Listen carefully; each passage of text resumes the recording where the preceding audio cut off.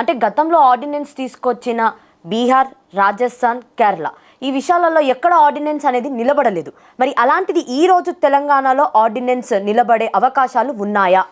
ఇప్పుడు నిలబడే అవకాశాలు ఉంటే వీళ్ళకి చిత్తశుద్ధి ఉంటే నేనేమంటున్నా, ఎలా ఉంటది? ఎందుకంటే నేను ఓబీసీల నాయకుడిగా పక్షపాతిగా వాళ్ళు ఏ రూపంలో తీసుకొచ్చినా రేపు డెలివరీ చేసినాక చూద్దాం. నేను ఇప్పుడు ఎందుకు మాట్లాడట్లేదు ఆర్డినెన్స్లో కానీ ఇంకో దాంట్లో కానీ, ముందే నేను ఈ రకంగా ఆ రకంగా అని లాయర్గా లోటుపాట్లు చెప్తే ఎవరన్నా కోర్టుకు పోతే నష్టపోయేది మళ్ళీ బీసీగా నేను ఒక బీసీ నాయకుడినే కదా, మేము నష్టపోతాం. కాబట్టి పాజిటివ్ అండ్ కన్స్ట్రక్టివ్ సెన్స్లో మాట్లాడుతూ ఉన్నాను. సో నేను పార్టీల ప్రకారంగా కాంగ్రెస్ పార్టీకి దానికి చిత్తశుద్ధి లేనే లేదు. కాకపోతే వాళ్ళు ఆర్డినెన్స్తో తెస్తామంటారు. ఎట్లా తెస్తున్నాం, వెయిట్ అండ్ సీ, చూద్దాం. 2 రోజులైతే అయిపోయాయి కదా, బయటపడుతుంది.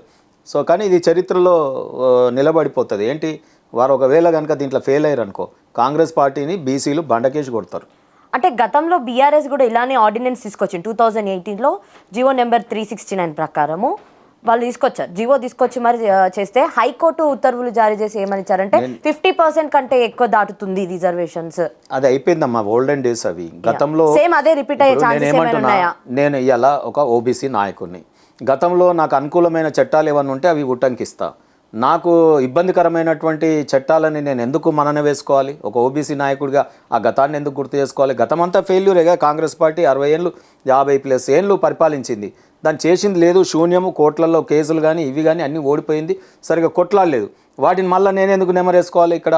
అందుకే నేను అడ్వకేట్ అయ్యుండి కూడా నేను వాటి మీద మాట్లాడట్లేదు. ఎందుకు అంటే దానికన్నా ముందు నేను పుట్టుకతోనే నాకు ఒక మతము కులము అన్నీ కూడా నాకు వచ్చినాయి కాబట్టి, దాంట్లో నేను అనుభవించిన బాధలు ఎన్నో కష్టాలు ఉన్నాయి కాబట్టి, మా వర్గాలు ఇటువంటి బాధలు పడకుండా ఉండాలంటే ఈ ఓబీసీ రిజర్వేషన్ నిజంగా కూడా స్థానిక సంస్థలలో 42% కనుక ఇంప్లిమెంట్ అయితే కొంత మేలు జరుగుతుందనే ఒక ఉద్దేశంతో కాంగ్రెస్ పార్టీ యొక్క గత చరిత్రను నేను తవ్వట్లే.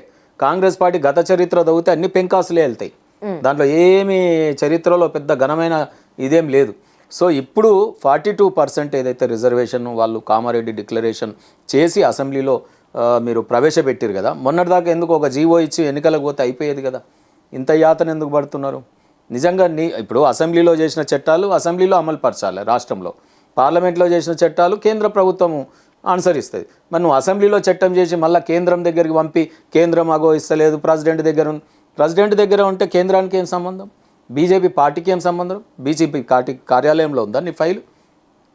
సో నువ్వు అసలు పంపడమే కాకుండా నువ్వు అమలు చేసి ఉంటే ఇవాళ 10% ఈబీసీ రిజర్వేషన్ ఉంది, మరి దాటలేదా సీలింగ్?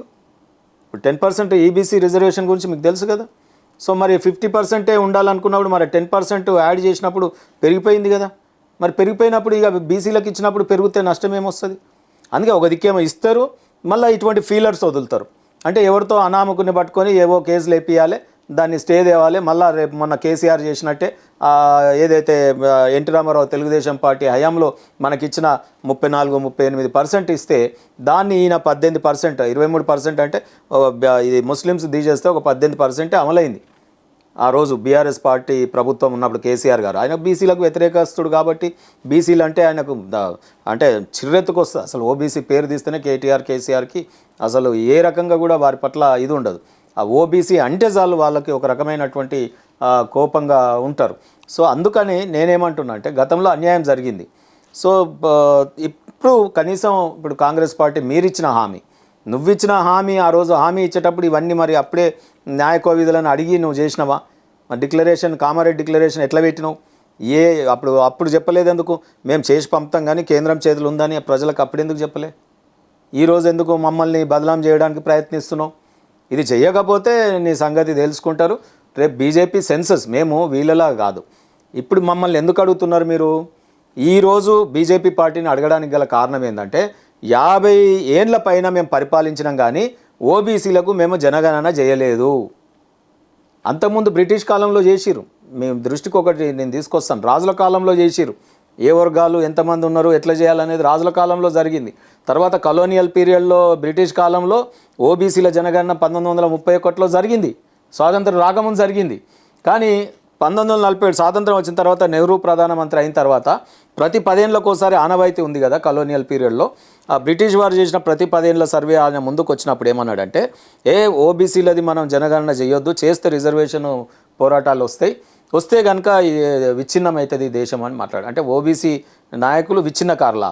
దేశ స్వాతంత్రం కోసం రెట్టించి పోరాడిన ఆయన పోళ్ళు ఆ ప్రజలు లేనిదే నీకు స్వాతంత్రం వచ్చిందా, నువ్వు ప్రధానమంత్రి అయినవా?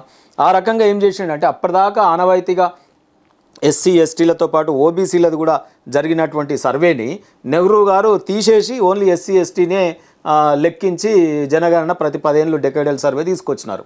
సో ఎవరు తీసేసిరు అప్పటి వరకు ఉన్నదాన్ని అంటే నెహ్రూ గారు తీసేసినారు. నెహ్రూ గారు ఏ పార్టీ అంటే అది కాంగ్రెస్ పార్టీ. ఆ తర్వాత ఇందిరాగాంధీ గారి పీరియడ్లో కూడా మీ అందరికీ తెలిసింది కాదు, మండల్ కమిషన్ విషయంలో కానీ ఆమె అనేక విషయాలలో ఏ రకంగా వ్యతిరేకించింది, ఎమర్జెన్సీ ఇవన్నీ కూడా. మూడోది రాజీవ్ గాంధీ అయితే అసలు ఇది బీసీల యొక్క విషయం నాణ్యత లేని వాళ్ళు వస్తారు ఒకవేళ రిజర్వేషన్ ఉంటే. అంటే బీసీల దగ్గర నాణ్యత లేదట. అంటే ఒక గౌడు నాణ్యత లేనిదే అంత పెద్ద చెట్టుని ఎక్కగలుగుతున్నాడా మిషన్లు లేకుండా? ఇవాళ ఒక కుమ్మరి నాగరికతనే నిర్మాణం చేస్తున్నాడు కదా లేనిదే చక్రం మీద. విశ్వకర్మలు ఎంత పెద్ద టెక్నాలజీని చేస్తూ ఉన్నారు, ఫర్నిచర్ కానీ బంగారు నగలు కానీ ఇవన్నీ కూడా చేయడంలో. ఒక దేవుళ్ళనే శిల్పాలని చెప్తారు కదా. ఇక నైపుణ్యం లేనిదే నీ బట్టలు సహీ సలామత్లో మీరు వేసుకునే కోట్లన్నీ ఉతికి ఇస్తూ ఉన్నాడా? ఇవాళ నైపుణ్యం లేనిదే నీకు కుష్ఠరోగం వచ్చిన, పుండ్లున్న, క్యాన్సర్లున్న కటింగ్లు చేసేటటువంటి మంగలి డాక్టర్లు లేనప్పుడు చేసిన మంగలి వాళ్ళు, ఇవన్నీ కూడా నైపుణ్యం లేనిదే ఈ సమాజాన్ని నిర్మించిరా బీసీలు. వినోదాలను సృష్టించిన సంచార జాతులు, గంగిరెద్దుల ఆట కానీ ఇంకోటి కానీ మానసిక వికాసానికి తోడ్పడలే. ఇవాళ ఆ రకంగా అటువంటి కులాలని నువ్వు నాణ్యత లేదని రాజీవ్ గాంధీ సంబోధించినారు. క్యాన్ ఫుల్ ఆఫ్ వామ్స్ అన్నాడు ఆయన అయితే. సో అందుకనే నేనేమంటున్నా అంటే రాహుల్ గాంధీ గారి యొక్క నాయనది చరిత్ర బాగాలేదు ఓబీసీల పట్ల, వాళ్ళ నాయనమ్మది బాగాలేదు, వాళ్ళ తాతది ముత్తాతది బాగాలేదు. కాబట్టి ఇక ఈయన వచ్చి రేపు ఏదో రాజ్యాంగం పుస్తకం పట్టుకొని తిరుగుతా అంటే మేము ఇచ్చినాం ప్రధానమంత్రి పదవినే ఇచ్చినాం, రేపు నీ ప్రతిపక్ష హోదా నువ్వు పక్కకు జరుగు, పార్లమెంట్లో ఒక బీసీకి, తర్వాత నువ్వు గెలిస్తే మేము ప్రధానమంత్రిని బీసీనే చేస్తామని ప్రకటన చేయి. 3 టర్ములు చేసినాం హ్యాట్రిక్ మేము ఓబీసీని, మోడీ గారిని. మేము రాజ్యసభ ధన్కర్ గారిని ఓబీసీ బిడ్డని రాజ్యసభ చైర్మన్ వైస్ ప్రెసిడెంట్, ఒక ఆదివాసీ బిడ్డ సామాన్యురాలిని ఢిల్లీ మన ప్రెసిడెంట్గా చేసింది బీజేపీ పార్టీ కాదా? ఇవాళ చూడండి మేము ఎటువంటి ఇంపార్టెంట్ గవి కదా పోస్టులు. ఇవాళ ఓబీసీలు మేము ఎందుకు పోరాటాలు ఇక్కడ చేస్తూ ఉంటారు చెప్పండి?